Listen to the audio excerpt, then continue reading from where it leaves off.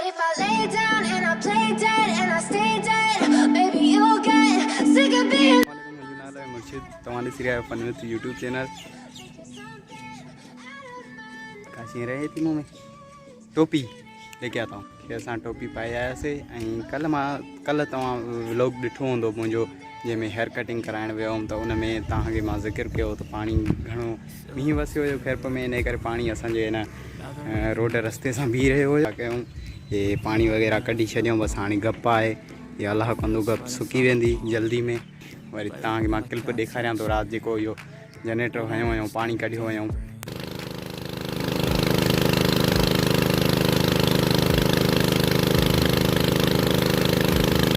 अॼु आहे 8 सफ़र तव्हां ॾिसंदो हीअ वीडियो नव सफ़र ते छो त थोरो नेटवर्क जो मसइलो आहे वीडियो ठाहे एडिट कंदो आहियां वरी पोइ राति देरि सां अपलोड कंदो आहियां सुबुह पब्लिश कंदो आहियां ऐं अॼु आहे 8 सफ़र मुंहिंजे अमीअ जे मासीअ जो ॿारु आहे ऐं 8 सफ़र ते ख़बर अथव 8 सफ़र जे मौक़े जे करे मुंहिंजा मामा मजलिस बि कराईंदा आहिनि ख़ूब सारो न्याज़ बि कंदा आहिनि इलाही न्याज़ कंदा आहिनि जेको सॼो ॾींहुं हलंदो आहे उहो तव्हांखे ॾेखारींदुमि मजलिस थी त मजलिस थोरो टुकड़ो ॾेखारींदुमि न त तव्हांखे मां न्याज़ ॾेखारींदुमि न्याज़ कीअं थींदो आहे न्याज़ कीअं कराईंदा आहिनि सभिनि खे उहो हर शइ ॾेखारींदुमि चलो हलूं था अॻे पोइ तव्हांखे ॾेखारियूं था You regret everything that you did, that you said. I don't think you understand what you're doing. And असां जाते मजलिस थींदी मजलिस जो ॾेखारियांव थो हाली त मजलिस जो इंतज़ाम थी रहियो आहे सामान सेट करनि था पोइ फुल सेट थी वञे मजलिस ॾेखारींदुमि इंशाल्लाह वरी अॻे बैगिन जो कमु थी रहियो आहे उते बि तव्हांखे ॾेखारियां थो ऐं हीअ अची वियासीं ॾिसी रहिया आहियो मजलिस असांजो इंतज़ाम थी रहियो आहे अञा सेट करे रहिया आहिनि ऐं अॻे हलूं था जाते देगिन जो थी रहियो आहे इंतज़ाम होॾे वञी रहियो आहियां ॾेखारियां थो देगियूं जाते थी रहियूं आहिनि ऐं देगियूं ज़बरदस्त हाली त 4 चाढ़ियूं अथऊं अॻे हाली इंशाल्लाह वधीक बि चाढ़ींदा इलाही चाढ़ींदा सॼो ॾींहुं न्याज़ हलंदो आहे खैर असां पुॼी विया आहियूं जाते पंहिंजो इंतज़ाम थी रहियो आहे उते बि ॾेखारियूं था ॿियो असां हिननि उन खां पुछी रहिया आहियूं त हा ॿुधायो राज़ा छा करे रहिया आहियो कीअं बीठा आहियो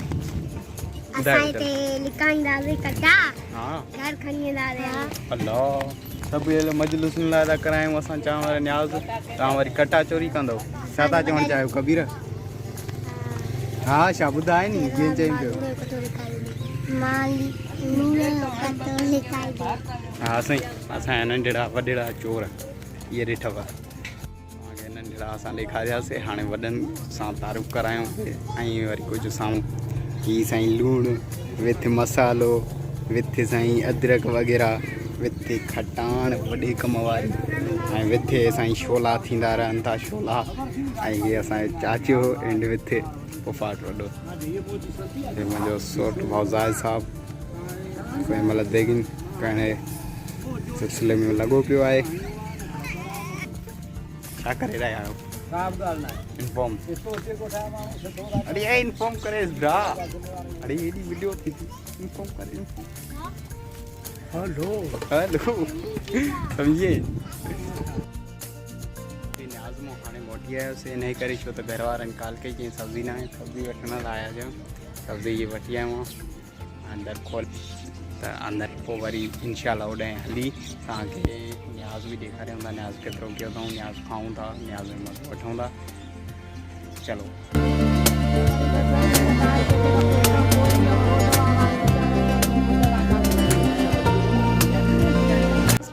हाणे सब्ज़ीअ खां पोइ वरी दोस्तनि सां वियुमि कराए खैर पोइ मीरस वियुसि उन पोइ आयुसि त ख़बर पई 19 देगियूं लही वियूं आहिनि कुझु माण्हुनि खाई बि छॾियूं आहिनि ऐं मजलिस अञा हले पई मजलिस कॾो कॾो स्टार्ट थी वई आहे तव्हां माना घणनि माण्हुनि खाधी आहे